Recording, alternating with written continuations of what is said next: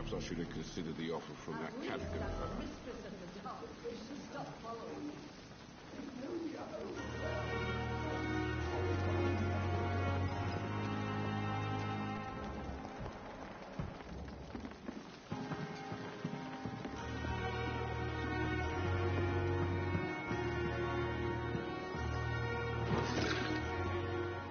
Good evening, nurse. I'm Dr. Jonathan Reed, the new surgeon here at the Pembroke. Dr. Swansea has already told us about you, sir. I'm Nurse Gwyneth Brannigan. Welcome to the Pembroke Hospital. Did he really? It's a good thing I wasn't hoping to keep a low profile. All members of staff have already read about your new blood transfusion technique. Dr. Swansea made sure of that. I see. Well, I'm a little surprised, but I suppose I'll just have to deal with this unexpected notoriety. You must know, blood transfusions are Dr. Swansea's primary subject of research. He is convinced it is the future.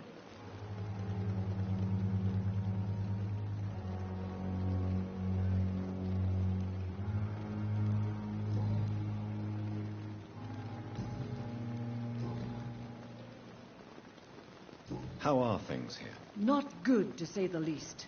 We're struggling against an invisible enemy, more lethal than any bullet from a gun. It's hard, Doctor.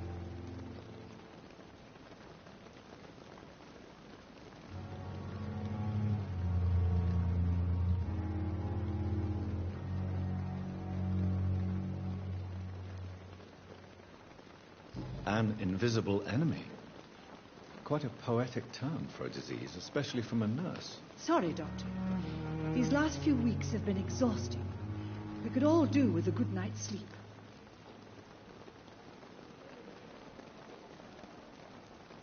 Do you think this hospital can survive the epidemic? We are all volunteers here, and we're trying to hold fast, but how do we beat an invisible killer? Some nurses have already resigned.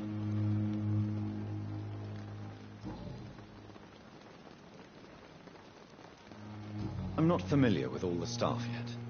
Perhaps you could help me. Brilliant professionals, most of them. Dr. Swansea has a gift for recruiting talent. Most of them. Is there a problem I should know about, nurse? It would be inappropriate for me to speak ill of a colleague. Is there anyone that stands out? Well, I have never met someone as dedicated as Dr. Tippett. He should be a standard for us all here. If only he were younger. Why should his age be a problem? I guess it's fair to say he's always pushing himself to the limits. He just doesn't know when to stop and get some rest.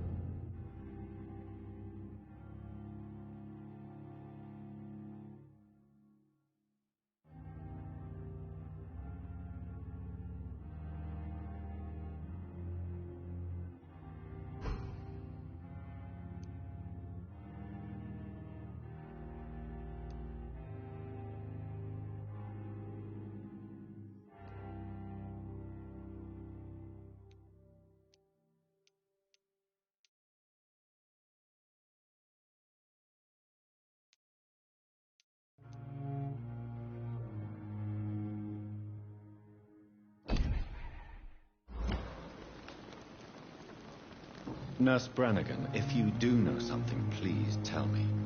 Anything you say will be held in confidence. No.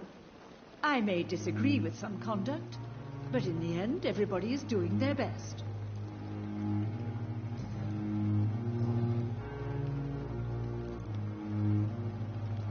Goodbye, nurse. Call me if you need assistance.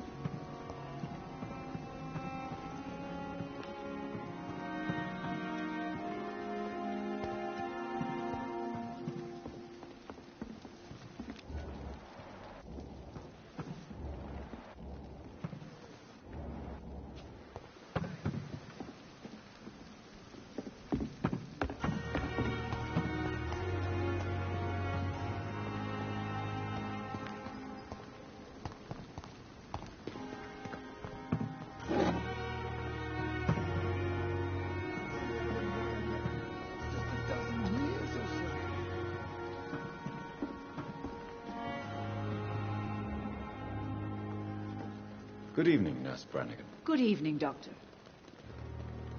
Goodbye, Nurse. Call me if you need assistance. The patients are not fools. They know we are overwhelmed by this horrifying epidemic. Good evening, sir. So it is true. The famous Dr. Reed has joined us. I can't think of any better news during these terrible times. Do we know each other? Actually, yes. We met once before, at the Rockefeller University in New York. Dr. Tippett, yes, I remember. I was assisting Professor Carell in his research about coronary bypasses. He had nothing but praise for you. He was also very confident about your future. And look at you now. Eminent surgeon and blood transfusion specialist.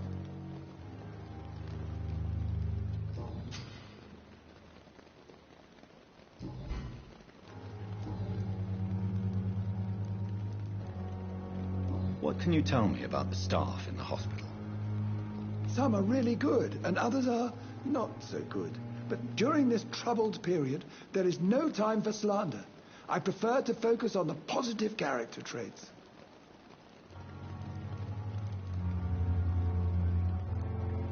Tell me more about cherished people, then. Nurse Brannigan is a pearl. She is the most helpful and dedicated nurse I've ever worked with. A clever and cheerful woman. You really seem to admire her skills. I'll go even further. If she was a man, she would be a damn fine practitioner. Any opinion about the management? I don't always agree with Dr. Swansea's reserve, but I must admit he does all he can to keep this facility running during this crisis. Ah, yes, the burden of command. I was fed up with this concept while serving as a medical officer. Don't get me wrong. Swansea's a good administrator. I just wish he would get out of his office down again.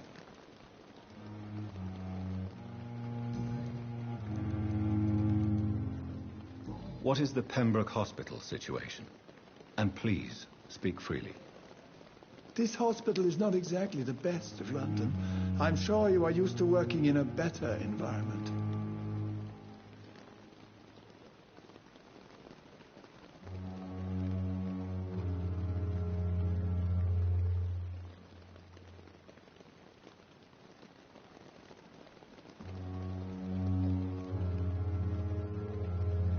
It's more than enough.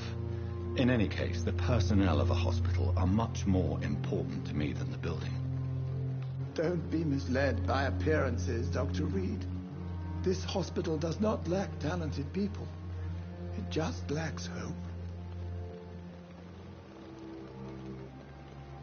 You're exhausting yourself, Corcoran.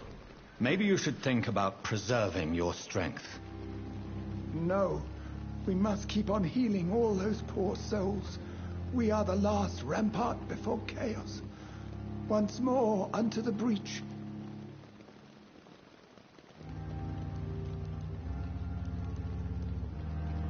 Nurse Brannigan is worried about you, Doctor.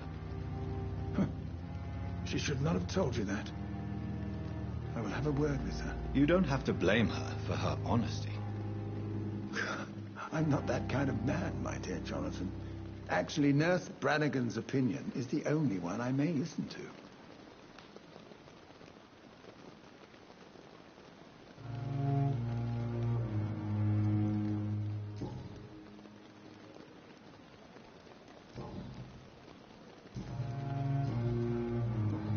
Goodbye, Dr. Tippett.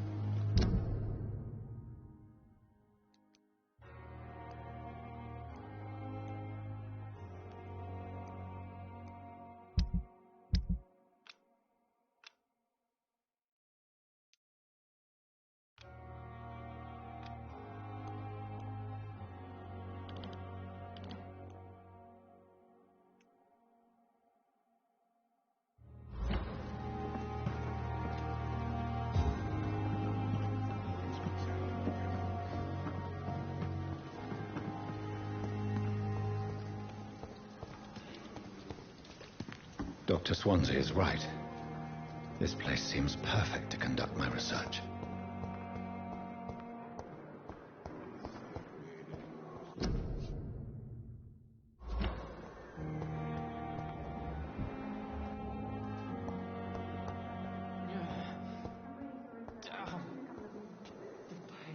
Good evening, miss. I'm Dr. Reed, the new surgeon at the Pembroke Hospital. And who are you? Your name has no meaning to me, mortal. You're nothing but dust blown by the winds of eternity. I beg your pardon? What are you begging for, mortal? My clemency? Well, tonight maybe I'm inclined to mercy.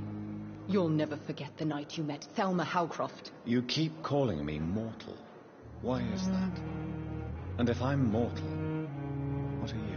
Well, Dr. Reed, if you must know, I'm a vampire.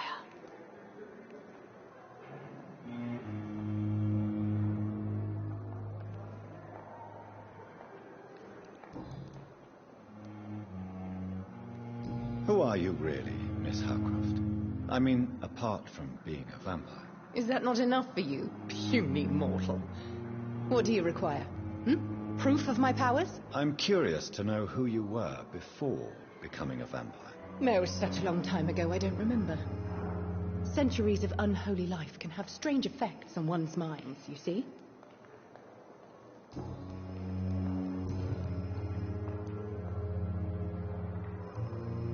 I'm assuming you must be a patient here. Am I right, Miss Howcroft? It's only a cover. To hide from my enemies. I can leave whenever I want. As a woman, a spirit, fog, or bat. Who are these enemies you mentioned? Can you describe them? I cannot say for sure. But I sense their eyes on me from nearby. I feel them watching me every time I visit the garden near the morgue.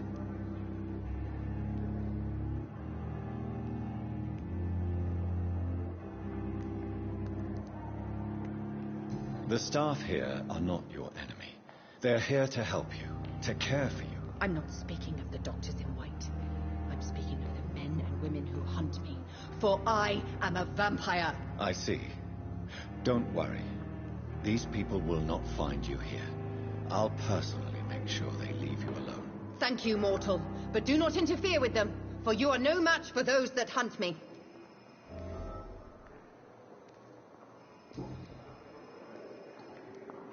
And why do you believe you're a vampire? I don't need to believe anything. It is what I am. It is what I feel within this hollow shell of flesh.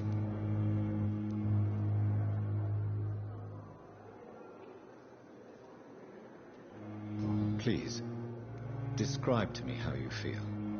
What is it like to be a vampire? I can hear my body crumble from the inside as my flesh cracks and fades.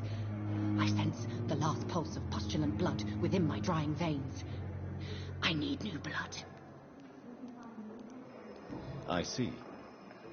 Have you ever heard of Cotard's syndrome, Miss Howcroft? Never. It's a mental illness discovered by a French neurologist named Jules Cotard. The affected patients are delusional. They believe that they are putrefying, that they are dead, a ghost or a ghoul, or in your case, a vampire. Delusional, you say? Oh, sad and petty mortal. You can't even begin to understand the concept of immortality. And you think it is I who am delusional.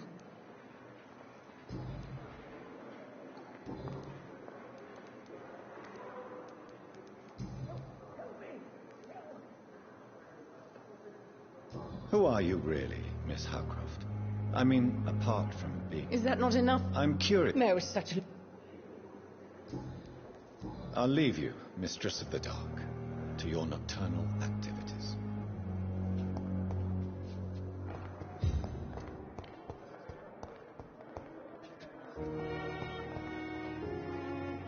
Good evening, nurse. Good evening, Doctor. I don't think we've been introduced yet. My name is Pippa Hawkins. And I'm Dr. Jonathan Reed. Dr. Swansea has recently offered me a position in this hospital. Well, it's a euphemism that your help will be appreciated, Doctor.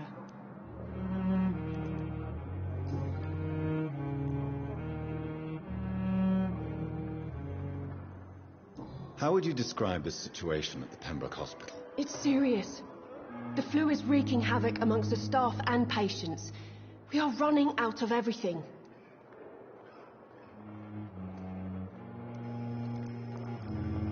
Nurse Hawkins, the Spanish flu won't last forever. Even the Black Plague didn't kill everyone. I wish I could believe you. But what if this epidemic was worse? What if in the end, nobody was spared?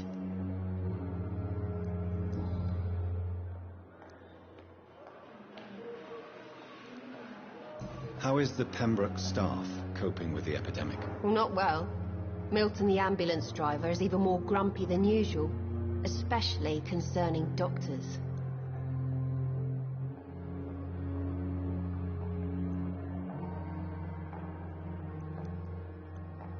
Why does Milton dislike doctors? I don't know. Just ask him. But be warned, Milton is not the chatty type. Why is Milton grumpy on a daily basis? Is it just an act? Milton's not the kind of man who's bothered about a bad reputation, whether he deserved it or not.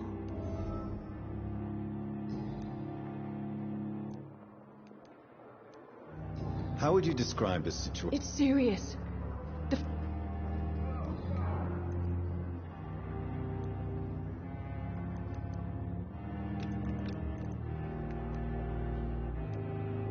How long have you been a nurse? Well, long enough to see that the epidemic is winning. And no matter how qualified you are, don't tell me you'll change that.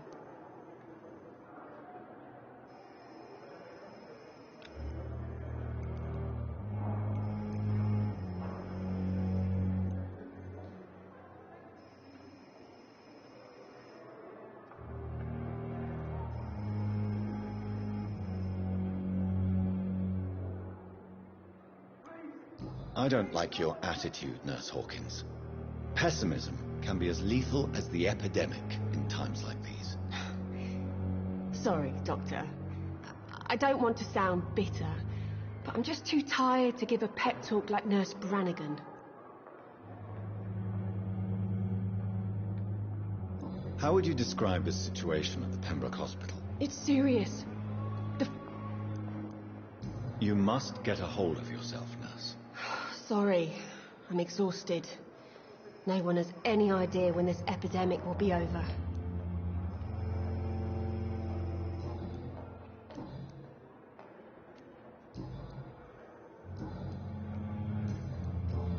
Goodbye, Nurse Hawkins.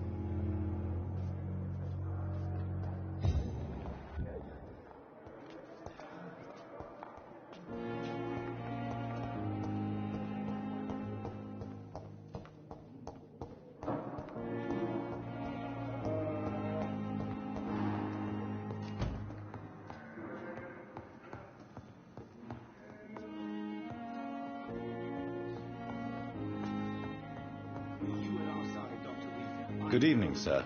I'm Dr. Reed. I believe we're going to be colleagues. Reed? Yes, I've been informed about your arrival. I'm Waverly Ackroyd.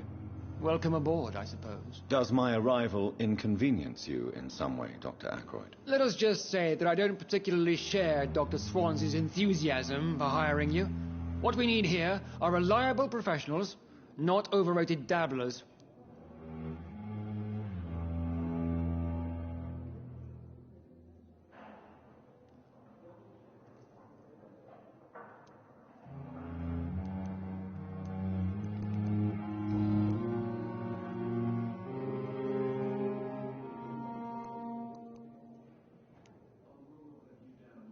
I don't know what you've heard about me, but I have already proved my value as a practitioner. I don't question your skills, Dr. Reed, but your motive.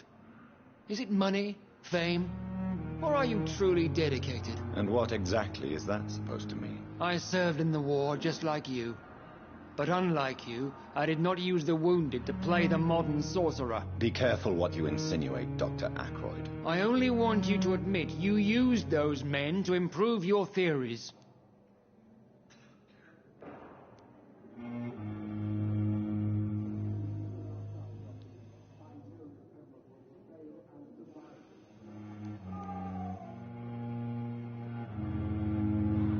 This is ridiculous. My blood transfusion technique saved many lives, and you know it. You see? That is exactly what I hate about people like you. You avoid this kind of accusation instead of facing reality.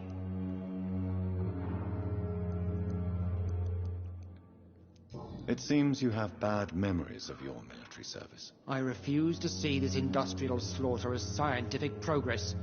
War only reveals the worst in men. We can at least agree on something, Dr. Ackroyd. I don't know what you've heard about me, but... I don't question... And what exactly... I served in the war. Be careful. I only... This is ridiculous. You see...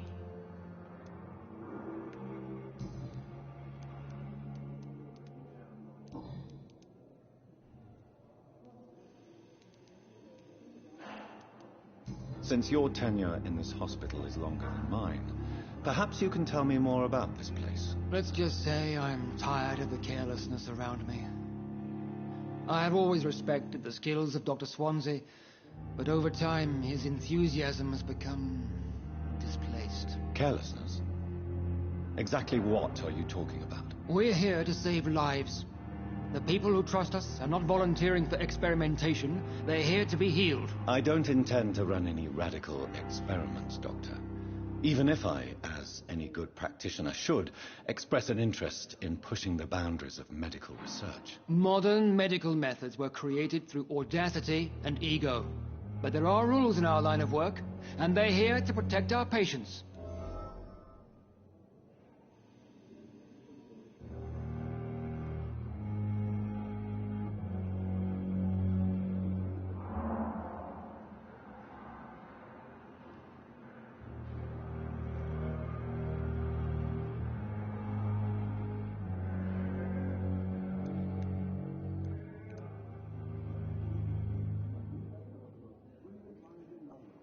If you have a problem with me, Dr. Ackroyd, please feel free to tell me. Dr. Swansea has imposed your presence on this hospital without asking anyone's advice.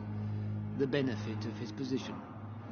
But I don't agree with it. I know we've never met before, but I believe this hospital could use all the help it can get. You will agree with that, I'm sure. Oh, but I have heard about you, Dr. Reed. Of course you can't say the same about me, since I have not wasted my time courting the press.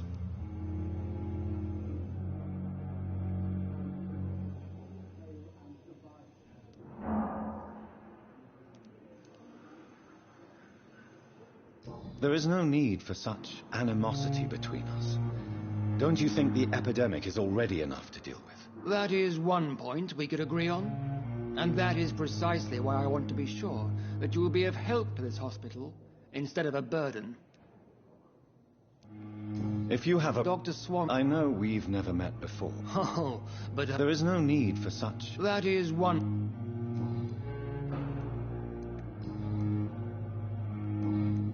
Thank you for your time. We'll talk later.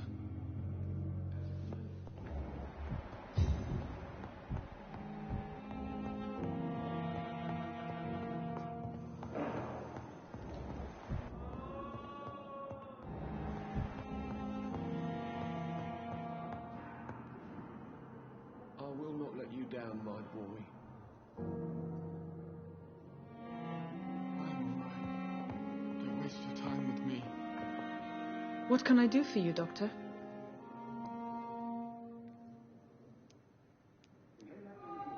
Thank you, Nurse Crane. Calm the children, Helen. As for me, well, I'll probably not be an idiot.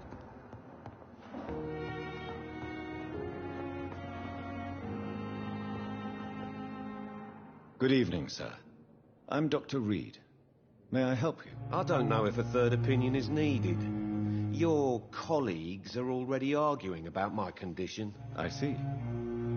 Would you mind telling me more about your situation? I'm Harvey Fiddick. All I want is to get me bloody arm fixed properly.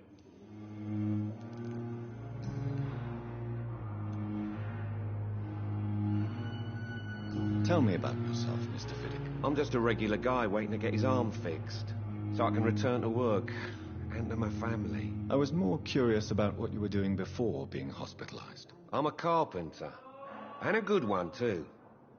But that means I need both arms to feed my family, Dr. Reed. Are you satisfied with your treatment here? Well, it's clear that I've chosen a bad time to be injured.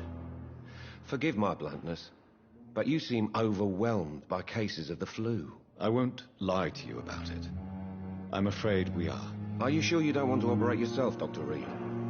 I have the feeling you're very capable, And your colleagues seem to think so too. In other circumstances, you would be right. But for now, I don't think I can take on the responsibility. My apologies. Tell me about the doctors who are arguing about your case. Strickland and Aykroyd. They both want the best for me, but there's a lot of pride there. Doctors are no different from carpenters, it seems. What do you mean? I often had professional arguments with rivals on a building site.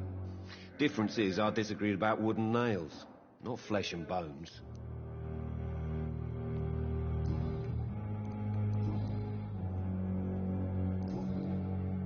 Goodbye for now, Mr. Fiddick. I'll see you later.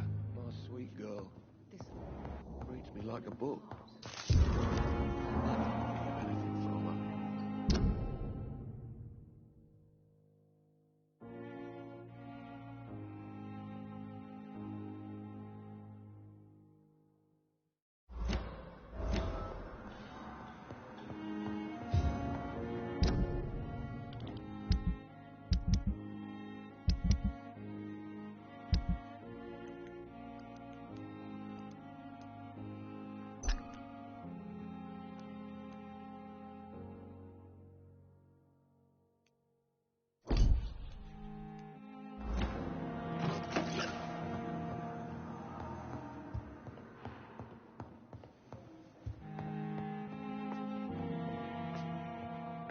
Good evening. I'm Dr. Reed. Can I help at all? No, Really? Why are you here, then? I don't want to talk. My throat hurts too much. I suppose that this pain is the reason you're here. Is someone taking care of you? Yes. And no. Could you at least tell me your name, sir? Mortimer. Mortimer Goswick.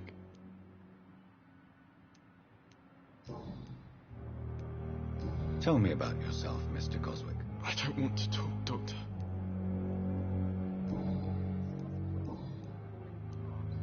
How painful is your throat, Mr. Goswick? So painful I'd rather not talk at all, Doctor. I'm sure you realize a doctor and his patient have to communicate, sir. Would it help if I gave you some paper and a pen? Not really. I see. Then maybe it's not just your throat that hurts, Mr. Goswick. Perhaps your sore throat is just the consequence of something more hurtful. Yes, maybe. But I don't want to talk or even write about it now. How painful is it? So painful I'd rather not talk at all, Doctor. I'll let you get some rest, then. I'm alright. Don't waste your time with me. But in the circumstances, I'm willing to give you the benefit of the doubt.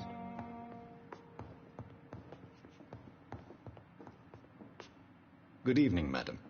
Can I help you? It's my son who needs you, sir. I'm Dr. Jonathan Reed. How can I help your son? I'm Beatrice Goswick, mother of Mortimer Goswick.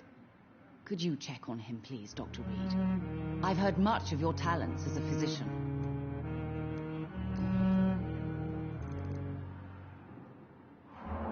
What can you tell me about yourself, Mrs. Goswick?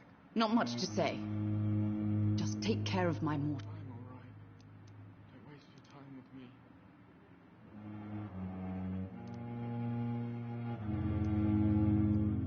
May I ask if you have an occupation, Mrs. Goswick? I'm a teacher by profession.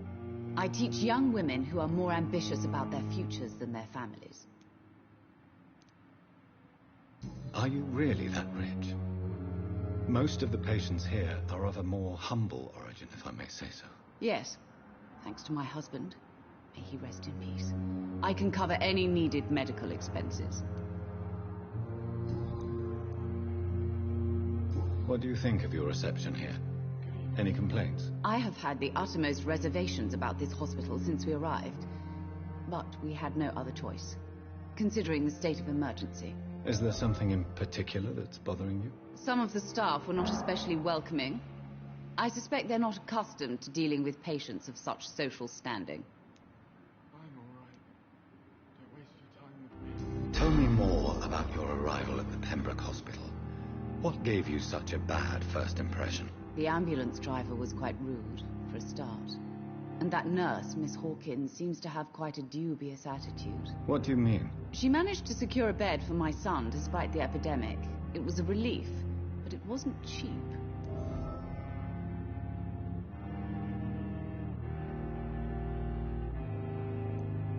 He charged you for a bed? Yes, and I paid without question, considering the urgency of the situation. I share your concern, Mrs. Goswick. Be sure that I'll talk to the people involved. I don't expect compensation, Dr. Reed. But I'm aware such behavior would not be tolerated in other hospitals.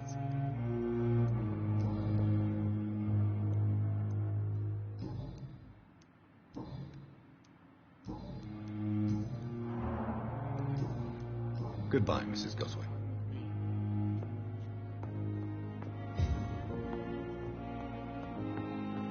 Calm the children, Ella. As for me, what a blundering idiot.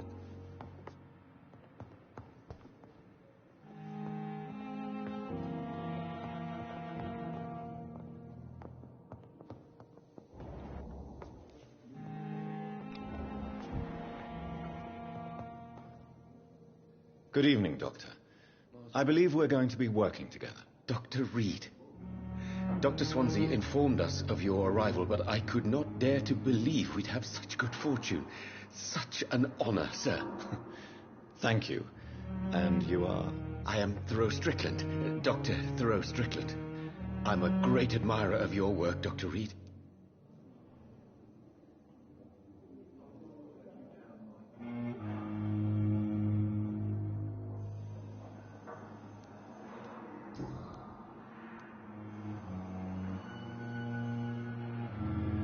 Please, could you tell me something about yourself? I'm a great admirer of your work concerning blood transfusion, Dr. Reed. I run my own experiments. I'm convinced it's the future.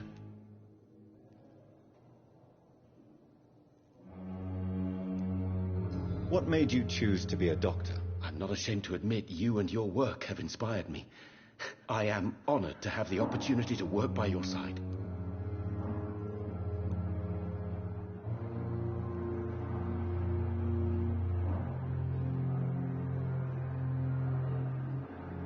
It's always a pleasure to share scientific and medical knowledge with someone eager to learn. I'll be glad to help you if I can. This epidemic may be the century's most terrible disaster, but I'm convinced that we, as doctors, are the only ones able to defeat it. I based my technique on my mentor's research. He helped me perfect my method. What is yours? I'd rather not talk about it. For now, it's just theories at first approach. My process is purely experimental and unsuccessful. As long as you're cautious and methodical, you may remain empty-handed, but you won't fail. You're not the first one to warn me, but I am convinced knowledge is the main weapon against the ravages of this epidemic.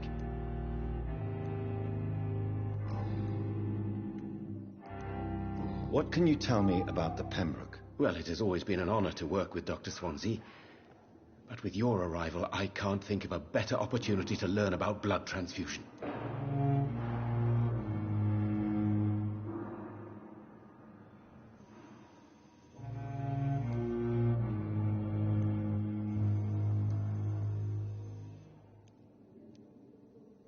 You seem quite optimistic. It's a rare and precious attitude in these difficult times. I'm convinced that this epidemic is a test of endurance and dedication for us men of science. Questions remain about our capacity to resolve the situation. True. Last summer, during the first wave of the epidemic, I used to joke with Milton about the extra work. We're not smiling now.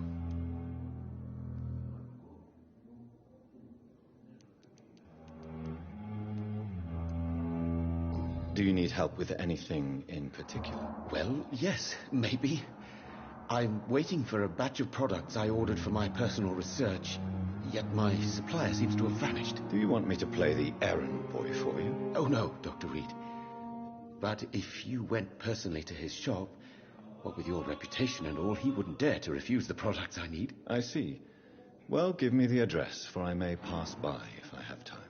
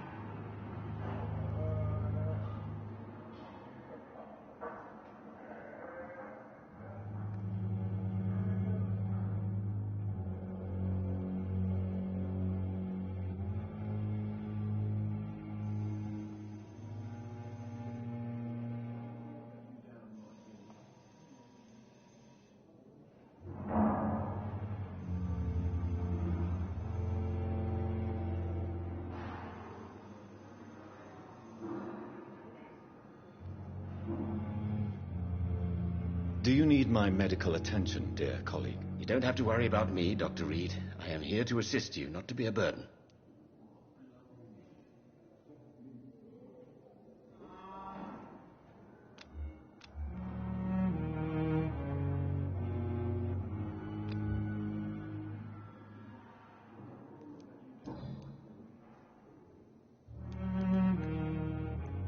What can you tell me about... Well, it has always been an honor to work with Dr. Swansea.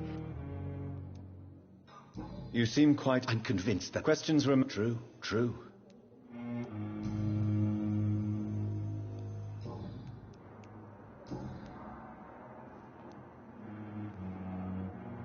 Tell me more about your willingness to experiment with new medical techniques. Harvey Fiddick is a patient suffering from a severe injury that could cripple him if not treated correctly.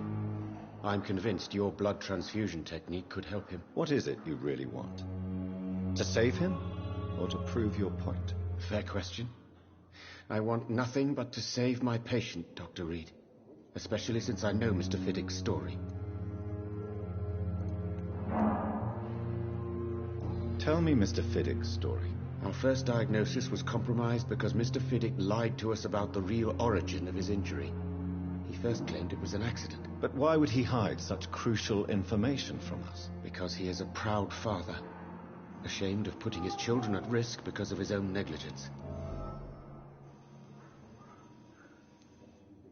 This personal involvement could also appear to be a lack of impartiality.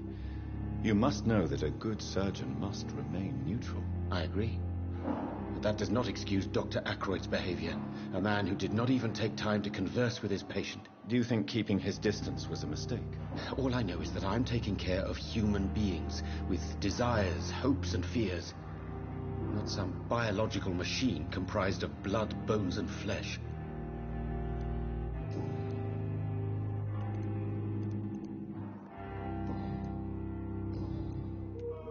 What do you think of Dr. Ackroyd's aversion to modern medical methods? It's a shame he's so narrow-minded. Dr. Swansea taught me that science is about exploring uncharted territory. I'm convinced that's true. With the influenza and all that's going on, you should put your differences aside, don't you think? Why is it so difficult to work together? I believe that if Dr. Ackroyd had been the one to discover the transfusion process, he would be the first to recommend its use. So you believe it's just a question of jealousy and pride? Dr. Ackroyd is as proud as he is blinded by his obsolete concept of medical science. Goodbye, Dr. Strickland.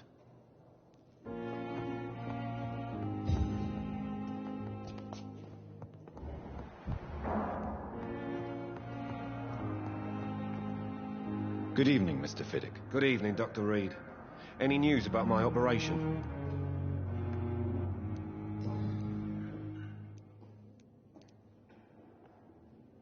You seem worried about the safety of your family. And it's obviously the reason why your wound troubles you so much. I cannot give up on my children now. They both need me living. What about their mother, if I may ask? She died in 1915 during one of the first Zeppelin raids. We never found her body. Tell me more about the death of your wife, Harvey. 1915.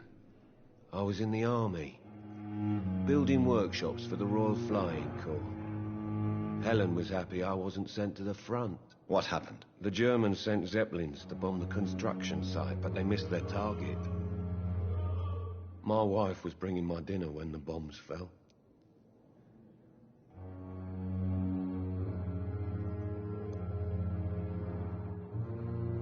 How are your children after losing their mother? They were smaller then. The only good thing about this is my Helen didn't bring them with her that night. I'm sorry for your loss. So many died during the bombings. I served in France and witnessed the carnage there. I would like to say that she didn't suffer. Truth is, I have no idea. I just know that I'm all that me kids have. Poor little bleeders.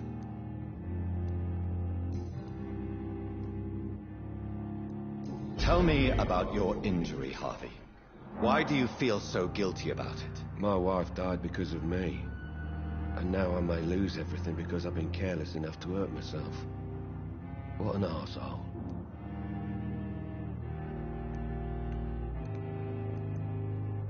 How could your job be responsible for your wife's death?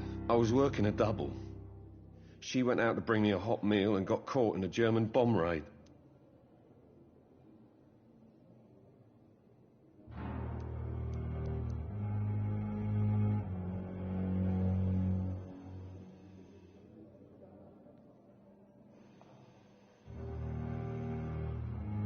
You can't hold yourself responsible for your injury, Mr. Fiddick, unless you tried to hurt yourself. Of course I didn't hurt myself.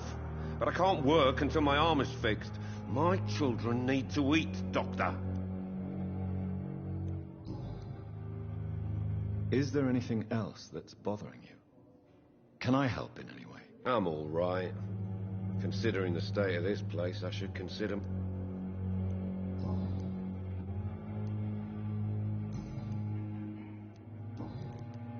Tell me about the Strickland and Aykroyd. What do you mean? Goodbye for now, mister.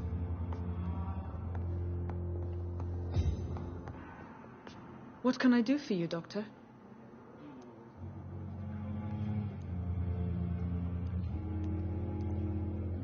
And Mr. Hampton, I gave him a set...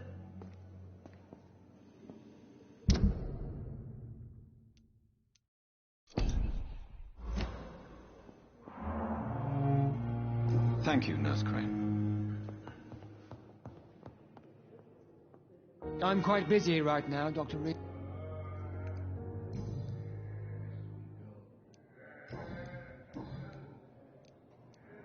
Tell me, Waverley, what do you think of Dr. Strickland's enthusiasm for his experimental research? Strickland is playing with his patients' lives for pride and glory. Now that, sir, is unethical. Are you thinking about something in particular? Harvey Fiddick needs delicate surgery. I believe we should stick to the usual procedure, but my young colleague obviously disagrees.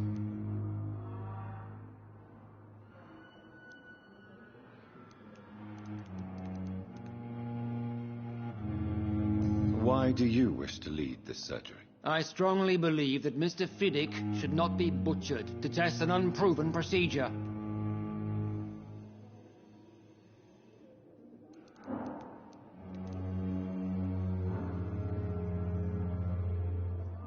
If you are going to lead this surgery, I'm trusting you to assume the consequences of your actions, whatever the result. I'm not the kind of man who runs away from his responsibilities, Dr. Reed. There is no need for you to be looking over my shoulder. And are you not afraid that your rivalry with Strickland may be blinding you? Rivalry? I guess you could call it that. But I will never be childish enough to let my personal feelings affect my judgment.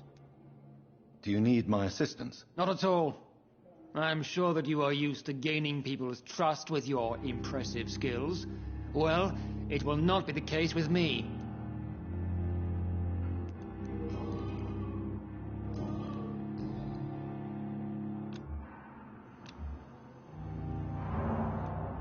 Tell me, Waverley. Strickland is playing with his patients. Are you thinking... Harvey Fiddick. Thank you for your time.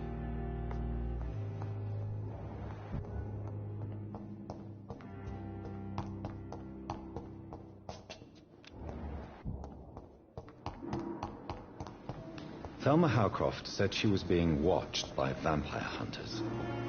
Where are they hiding? I should investigate.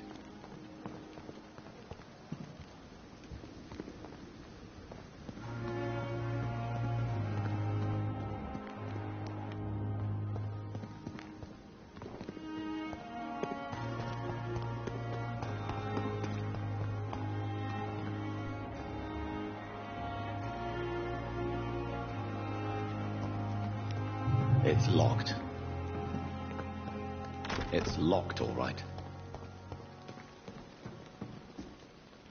Good evening. A pawnbroker? I expect you get all types of people here. Yes, sir. All kind of people. For I sell all kind of goods. What kind of goods? With the quarantine, it's not always easy to buy things. So I trade. I exchange. Some people sell, some others buy. I like to help. Who comes here to trade with you? It's very unhygienic, even unsafe. Diseases can spread. For the customers, for the hospital. I'm very cautious, sir. I've been a doctor, remember? And all my clients are good people. In fact, I think I only know good people. Do you need medical attention? I'm feeling all right, doctor. But perhaps it is because I, too, am used to the smell of the dead.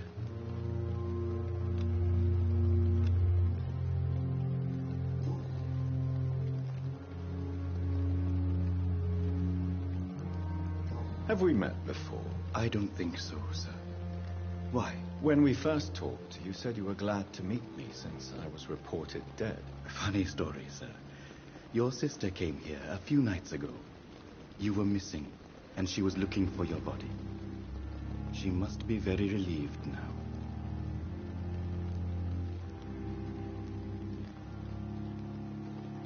Do you work here alone? Yes, very easy work, sir. All I have to do is watch a few bodies. The situation was very different when the main morgue was still open. Why do you have to watch these bodies? Because these poor fellows have no names. We keep them in case someone comes looking for the missing. Sadly, very rarely happens. Why close the hospital's main morgue? It was for sanitary reasons after the beginning of the epidemic. Cadavers had to be moved to the nearest mass grave. Are you afraid or uneasy being surrounded by so many corpses? Why should I? These bodies are empty vessels. Flesh left to decay. Poof! No soul anymore. All gone.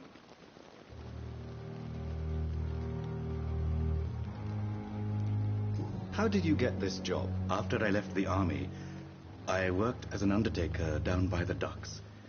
A dangerous place with many an unpleasant business there. Milton Hooks helped me get a job here.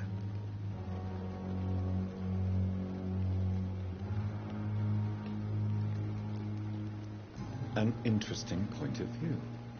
And quite an exotic one, too.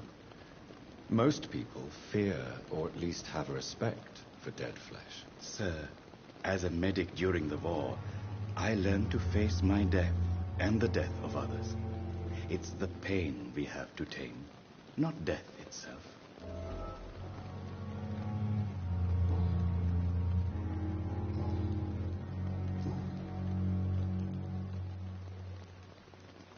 A pawnbroker?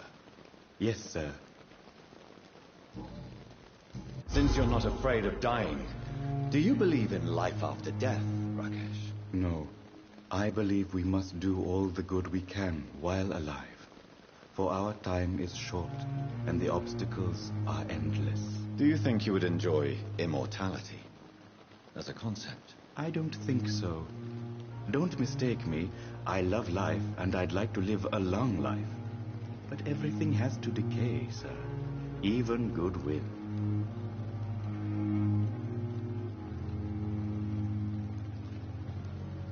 So you're ready to die? No, I'm not. I don't fear death, for I won't see it. What troubles me is the pain my death will inflict to those I know. You're a wise man, Mr. Chidana. No, Dr. Reed. I am a foolish man. But I like to think otherwise. Do you really believe goodwill cannot last? As I said, sir, everything decays. If I was to never die, goodness, I would be bored or worse. And I like to be helpful, sir. Quite depressing, wouldn't you say? Yes, but the good news is we'll all die before losing our humanity, sir.